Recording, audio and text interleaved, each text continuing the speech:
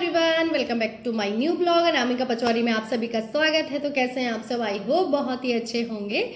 और रिश्तों के भी रंग बदलते हैं, इंसानों के भी रंग बदलते हैं।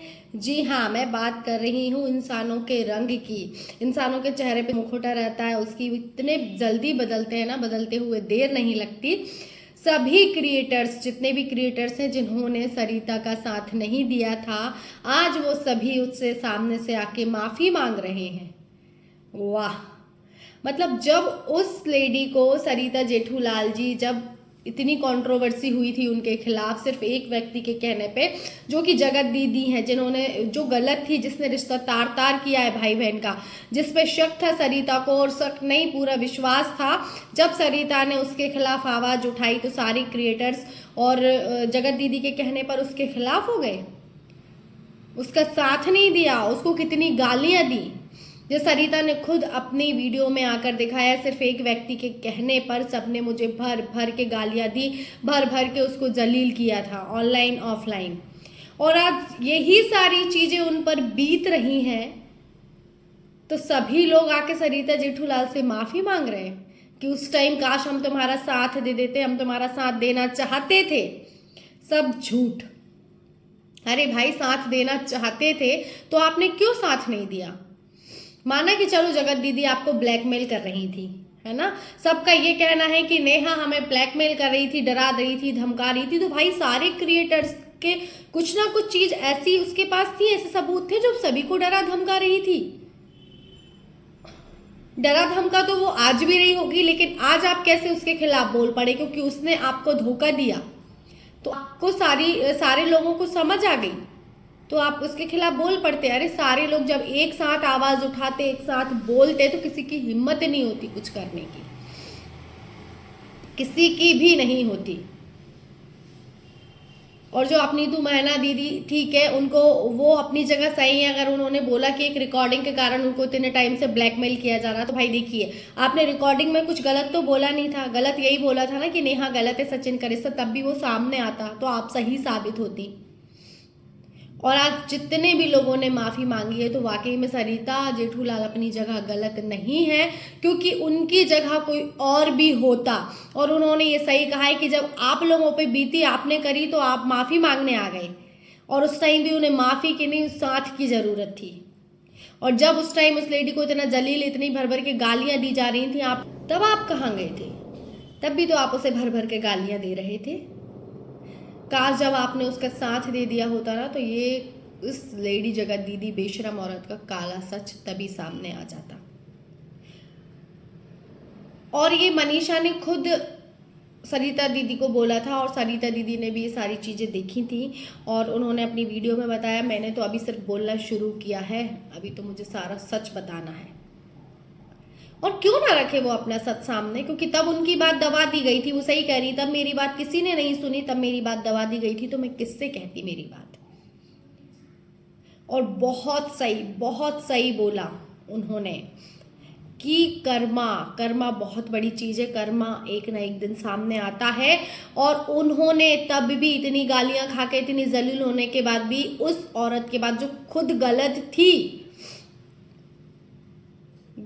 उसके खिलाफ एक भी शब्द अपशब्द नहीं बोला, उसको जलील नहीं किया, बिल्कुल भी जलील नहीं किया।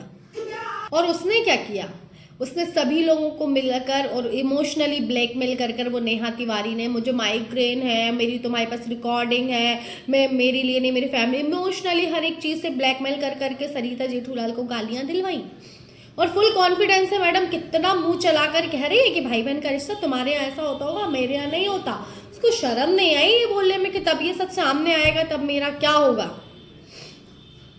और सही कहा सरिता जेठूलाल ने, वो है ईश्वर है उसका, वो एक ना एक दिन यही दिखाएगा। और ये देखिए, 3 महीने के अंदर अंदर उस जगत दीदी का सारा सच सामने आ गया। मुंह छुपा कर बैठी, कहीं मुंह दिखाने लायक नहीं रही, और आज वो भी सोशल मीडिया पे आकर सरिता जेठूलाल जी से माफी मांग रही है। हाँ सरिता दीदी, आपने सही कहा था, मुझे सही समझाया था, काश मैं समझ जाती।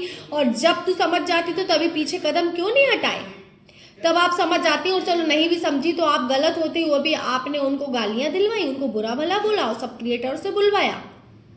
जगत दीदी, बेशरम औरत, नीतू महना, मीशू रोशन और बाकी जितने भी क्रिएटर्स हैं जिन्होंने साथ नहीं दिया है सरिता दीदी का, वो सब आके माफ़ी मांग रहे हैं। अरे माफ़ी से होगा क्या?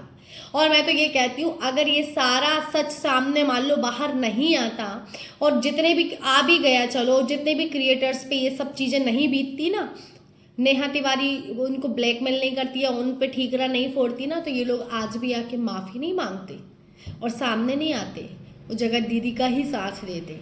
ये आप लिख के रख लीजिए, लिख के रख लीजिए, ये बात सही है। क्योंकि जब इंसान पे बीती, खुद पे बात आई, तो आप सोशल मीडिया पे आके चलो जगत दीदी की भी बुराई कर रहे हैं, उसने मेरे साथ ऐसा किया, हाँ सरिता से भी माफ़ी मांग रहे हैं। मान लो वो नहीं करती तो आप क्या आते, इतनी हिम्मत दिखाते? नहीं ना। और उन्होंने भी, सरिता ने बहुत मुंह तोड़ जवाब दिया है और बहुत अच्छा किया है। तो इन लोगों की माफ़ी भी आप बिल्कुल एक्सेप्ट मत कीजिएगा, क्योंकि यहाँ सारे लोग अपने चेहरे पे मुखौटा लगा के बैठे हैं। कोई किसी का यहाँ सगा नहीं है, यहाँ को किसी पे भी भरोसा नहीं किया जा सकता है, क्योंकि आप वाकई में सच्चे होते तो उस टाइम आप साथ देते। और अब इस माफ़ी का वाकई में कोई मतलब नहीं निकलता, कोई भी मतलब। और चलो आपने साथ नहीं दिया तो कम से कम उनको जलील नहीं होने देते आप लोग, जैसा कि उन्होंने बताया है।